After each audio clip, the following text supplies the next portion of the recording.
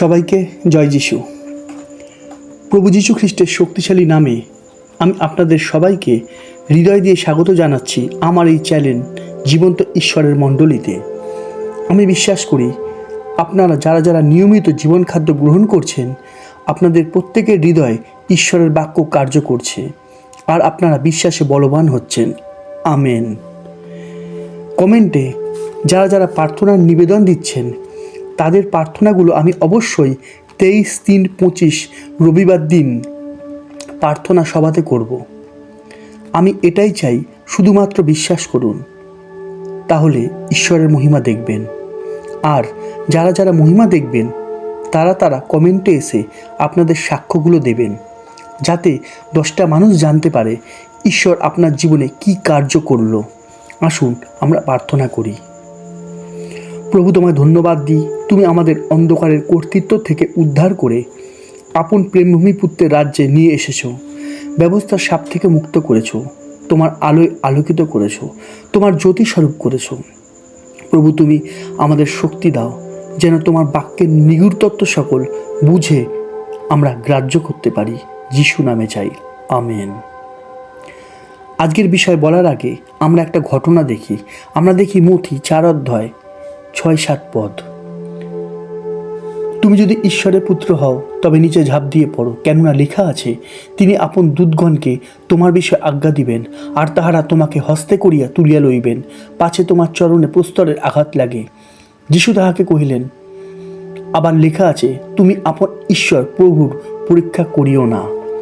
এখান থেকে আমরা শিখতে পারি, শয়তান যিশুকে কিছু ভুল কাজ করতে বলেছিল আর সাহারা নিয়েছিল বাইবেলের, কিন্তু প্রভু যীশু বাইবেলের সাহারাতেই তাকে ভুল প্রমাণিত করে দিয়েছিল। এখান থেকে আমি এটাই বোঝাতে চাইছি, এটা সত্যি যে লেখা আছে ঈশ্বরের দূত আমাদের সদা সর্বদা রক্ষা করবে, কিন্তু তার অর্থ এই নয় যে আমরা ইচ্ছা করে আগুনে পা দেব। আর তাই তো প্রভু যীশু ওখানে বলেছিলেন যে লেখা আছে, তোমার ঈশ্বর প্রভুকে পরীক্ষা করো না। তাই আমাদেরকে খুব সতর্ক হতে হবে। এইটা সত্যি যে বাইবেল ঈশ্বরের বাক্য, কিন্তু বাইবেল পড়ার সময় আমাদের মাথায় রাখতে হবে কে বলছে, কাকে বলছে, কেন বলছে, আর কোন সময়ের জন্য বলছে। কেননা বাইবেলের মধ্যে যেমন ঈশ্বরের কথা আছে, ঠিক তেমনি স্বর্গদূত, ভাববাদী, শিষ্য, রাজা, মানুষ, শয়তান, এদের প্রত্যেকের কথাও কিন্তু আছে। তাই আমাদেরকে খুব ভালো করে বাইবেল পড়ে বুঝতে হবে। যেমন গীত সংহিতা 91 অধ্যায় 14 পদে লেখা আছে, সে আমাতে আসক্ত, তজ্জন্য আমি তাহাকে বাঁচাইব। আমি তোমাকে বাঁচাবো, কথাটা সত্যি। ঈশ্বর আমাদের রক্ষা করবেন। আর এই শুনে আমরা খুশি হয়ে গেলাম আর সবাই মিলে আমেন আর হালেলুয়া বলতে শুরু করে দিলাম। ভালো করে বুঝুন, ঈশ্বর আমাদের রক্ষা করবেন, কথাটা সত্যি, কিন্তু কখন? লেখা আছে, যে আমাতে আসক্ত, তজ্জন্য আমি তাহাকে বাঁচাইব। আশা করি বোঝা যাচ্ছে ঈশ্বর অবশ্যই আমাদের বাঁচাবেন, কিন্তু একটা কন্ডিশন আছে, তার উপর নির্ভর করতে হবে। অর্থাৎ আমাদেরও কিছু করণীয় থাকে। বাক্য দেখে শুধুমাত্র আমেন আর হালেলুয়া বললে হবে না, বাক্যটা পড়ে বুঝতে হবে আমাদের করণীয়টা কি। কেননা লেখা আছে, যা মানুষের অসাধ্য ঈশ্বরের সকলই সাধ্য। এখান থেকেও প্রভু আমাদের এই শিক্ষাই দিচ্ছেন, যেটা আমাদের সাধ্যের মধ্যে সেটা আমাদেরকেই করতে হবে, আর আমাদের সাধ্যের বাইরে যা, তার জন্য তো ঈশ্বর আছেন। হালেলুয়া। আর চারিদিকে যা হচ্ছে, খুন, রেপ, মার্ডার, বড় বড় দুর্ঘটনা, তখন কি আমরা বলবো ঈশ্বর কেন বাঁচালো না? বাইবেলে তো লেখা আছে আমি রক্ষা করব। আশা করি আমি কি বলতে চাইছি আপনারা বুঝেছেন। ঈশ্বরের বাক্য জীবন্ত। যদি আপনি আপনার জীবনে ঈশ্বরের বাক্য ব্যবহার করেন, তো যারা ঈশ্বরের বাক্যকে তাদের জীবনে ব্যবহার করে না, তাদের জন্য ঈশ্বরের বাক্য জীবন্ত না, মরা। আবারও বলছি, যারা ঈশ্বরের বাক্যকে তাদের জীবনে ব্যবহার করে না, তাদের জন্য ঈশ্বরের বাক্য জীবন্ত নয়, কিন্তু মরা। একটা উদাহরণ দিচ্ছি, ভালো করে বুঝবেন। এমন অনেক ঘর আছে যে ঘরের মধ্যে পরিবারের একটা মানুষের মধ্যে মন্দ আত্মা আছে। এখন আমাকে বোঝান, সেই ঘরের মধ্যে তো বাইবেল আছে, তাহলে সেই একই ঘরের মধ্যে মন্দ আত্মা থাকে কি করে? এমন ঘটনা আমরা অনেকেই দেখেছি, তাই না? আমরা জানি যিশুর নামে মন্দ আত্মা বেরিয়ে যায়, তাহলে ওই ঘরের মানুষগুলোর মধ্যে কেউ যিশুর নামে মন্দ আত্মা বের করতে পারছে না কেন? কেননা ঈশ্বরের বাক্য ও যিশুর নাম তাদের জন্য মোরা। আমার কথায় আশ্চর্য হবেন না। আমরা জানি বাইবেলের একটা ঘটনা আমরা একটু বোঝার চেষ্টা করি। আমরা জানি ভিড়ের মধ্যে প্রচুর মানুষ ঠেলাঠেলি করছিল, অর্থাৎ রাস্তার মধ্যে প্রভু যিশুর সঙ্গে প্রচুর মানুষের ধাক্কাধাক্কি হচ্ছিল, প্রচুর মানুষ প্রভু যিশুকে স্পর্শ করছিল, কিন্তু অতগুলো মানুষের মধ্যে একটি স্ত্রীলোক প্রভুর স্পর্শে সুস্থ হলো। আশা করি বোঝা যাচ্ছে আমি কি বলতে চাইছি। এবারে আসছি আজকের বিষয়, আমাদের করণীয়। আজকের বিষয় আমাদের করণীয়।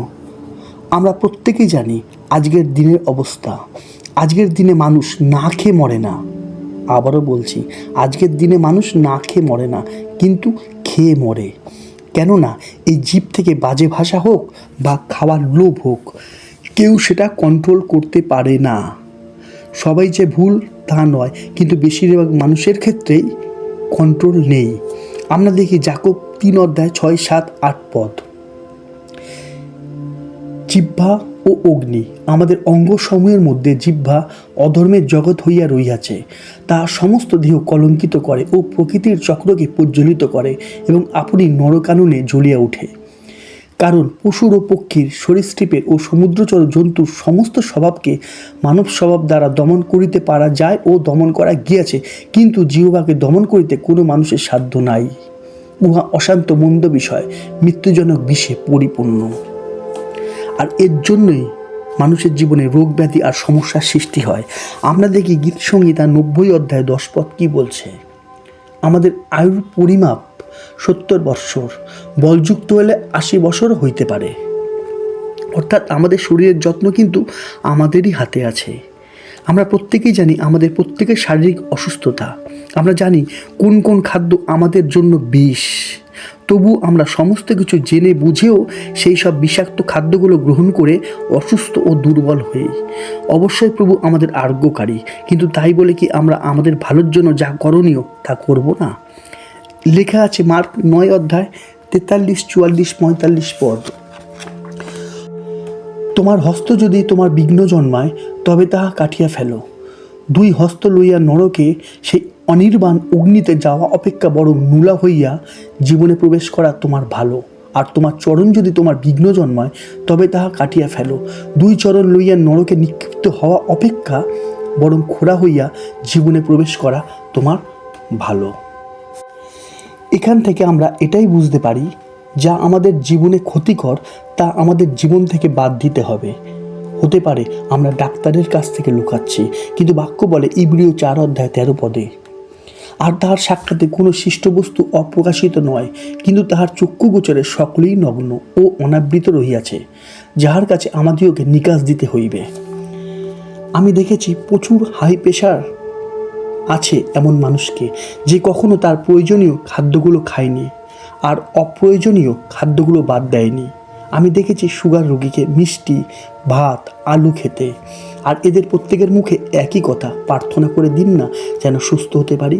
প্রভু যীশু বলছেন মথি 10 অধ্যায় 16 পদে, দেখো কেন্দুয়াদের মধ্যে যেমন মেষ, তেমনি আমি তোমাদিওকে প্রেরণ করিতেছি। অতএব তোমরা সর্পের ন্যায় সতর্ক, কপটের ন্যায় অমায়িক হও।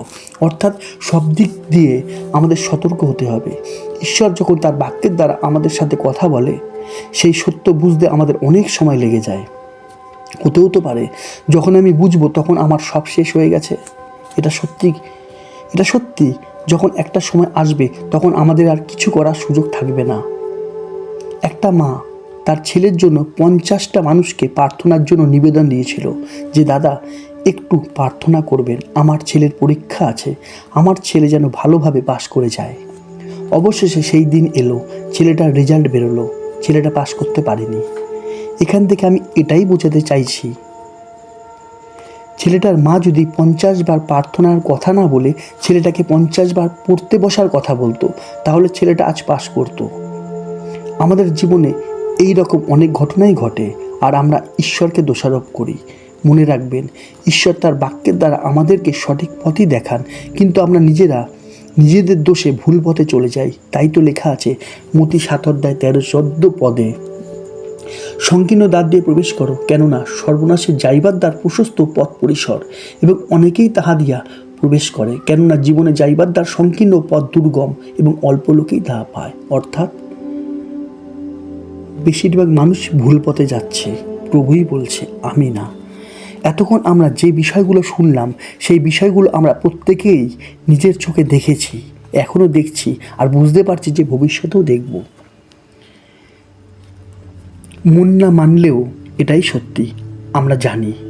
আমরা দেখি গালাতীয় 6:7 আর 8 পদে কি বলছে, তোমরা ভ্রান্ত হইও না, ঈশ্বরকে পরিহাস করা যায় না। কেননা মনুষ্য যাহা কিছু বুনে তাহাই কাটিবে। ফলত আপন মাংসের উদ্দেশ্যে যে বুনে সে মাংস হইতে ক্ষয়রূপ শস্য পাইবে, কিন্তু আত্মার উদ্দেশ্যে যে বুনে সে আত্মা হইতে অনন্ত জীবনরূপ শস্য পাইবে। আমাদের জীবনে যে কাটা গাছগুলো আমরা বসাচ্ছি না, সেই কাটা গাছের ফলগুলো কিন্তু আমাদেরই খেতে হবে। আমাদের মন জানে আমাদের কাজে প্রভু খুশি নন, আমাদের দোষেই আমরা বিপদের মুখে পড়ি। তাই আমাদের শরীরের জন্য, আমাদের জীবনের জন্য, আর প্রভুর পথে চলার জন্য আমাদের যা করণীয় তা আমাদের করতে অবশ্যই হবে। ঈশ্বরের আশীর্বাদ তো আমাদের সাথেই আছে।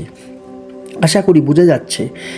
আমরা দেখি ঈশ্বর কি বলছে, 2 বিবরণ 30:19 পদ, আমি অদ্য তোমাদের বিরুদ্ধে আকাশমণ্ডল ও পৃথিবীকে সাক্ষী করিয়া বলিতেছি যে আমি তোমার সম্মুখে জীবন ও মৃত্যু, আশীর্বাদ ও শাপ রাখিলাম। অতএব জীবন মনোনীত করো, যেন তুমি সব অংশে বাঁচিতে পারো। হালেলুয়া। অর্থাৎ যে মনোনীত করেছে সুস্থ জীবন, সে তাই পাচ্ছে। যে মনোনীত করেছে অসুস্থতা, সে তাই পাচ্ছে। যে মনোনীত করেছে প্রভুর পথ, সে অনন্ত জীবন পাবে। আর যে মনোনীত করবে নিজের পথ, সে অনন্ত নরক পাবে। তাই তো প্রভু বলেছেন প্রকাশিত বাক্য 22:10, 11 আর 12 পদে, আর তিনি আমাকে কহিলেন, তুমি এই গ্রন্থের ভাববাণীর বচন সকল মুদ্রাঙ্কিত করিও না, কেননা সময় সন্নিকট।